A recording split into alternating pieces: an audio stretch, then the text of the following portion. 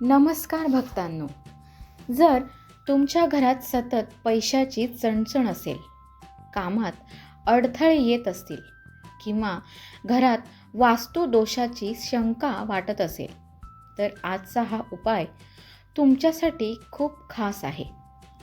आज मी तुम्हाला सांगणार आहे की तुरटीचा एक छोटासा तुकडा कसा तुमचं नशीब बदलू शकतो आणि घरातील नकारात्मकता कशी दूर करू शकतो.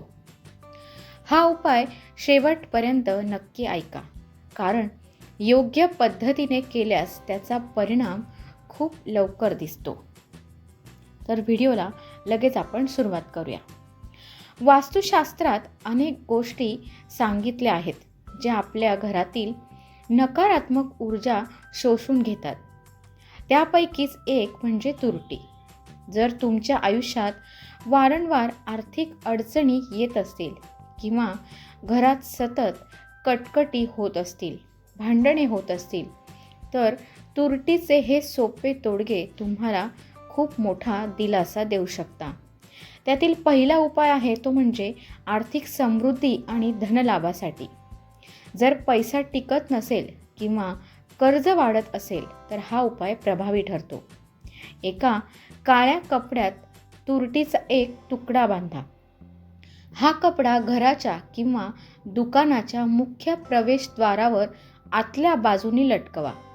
यामुळे घरामध्ये नकारात्मक ऊर्जा प्रवेश करत नाही आणि धनागमनाचे मार्ग मोकळे होतात. दुसरा उपाय आहे तो म्हणजे घरातील कलह आणि वास्तुदोष दूर करण्यासाठी. घरात विनाकारण भांडणे होत असतील किंवा वास्तुदोष जाणवत असेल तर घराच्या खिडकीजवळ एका काचेच्या बाउलमध्ये थोडी तुरटी भरून ठेवा. दर महिन्याला ही तुरटी बदलून नवीन तुकडा ठेवा.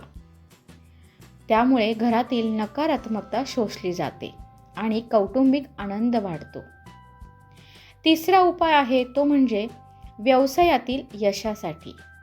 जर तुमचा व्यवसाय मंदावला असेल किंवा गिऱ्हाईक कमी येत असेल तर ऑफिस किंवा दुकानाच्या कोपऱ्यात तुरटीचा एक खडा ठेवा. शनिवारी किंवा मंगळवारी हा उपाय करणे अधिक फलदायी मानले जाते. यामुळे कामातील अडथळे दूर होऊन प्रगती होते. पुढचा उपाय आहे भीतीदायक स्वप्ने किंवा मुलांच्या आरोग्यासाठी. जर कोणाला रात्री डचकून जाग येत असेल किंवा वाईट स्वप्ने पडत असतील तर पांढऱ्या कपड्यात तुरटी बांधून ती उशीखाली ठेवावी. यामुळे मन शांत राहते आणि शांत झोपसुद्धा लागते. पुढचा आणि शेवटचा उपाय आहे तो म्हणजे लादी पुसताना करा वापर. नकारात्मकता घालवण्यासाठी हा सर्वात सोपा मार्ग आहे.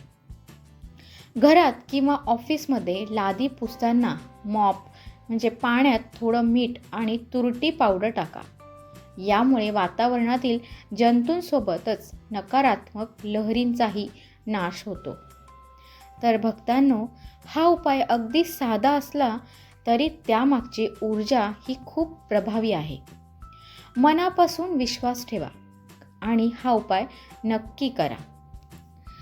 जर तुम्हाला या उपायातून थोडासाही फरक जाणवला असेल तर कमेंटमध्ये स्वामी कृपा किंवा श्री स्वामी समर्थ नक्की लिहा आणि हा व्हिडिओ तुमच्या जवळच्या लोकांपर्यंत पोहोचवा.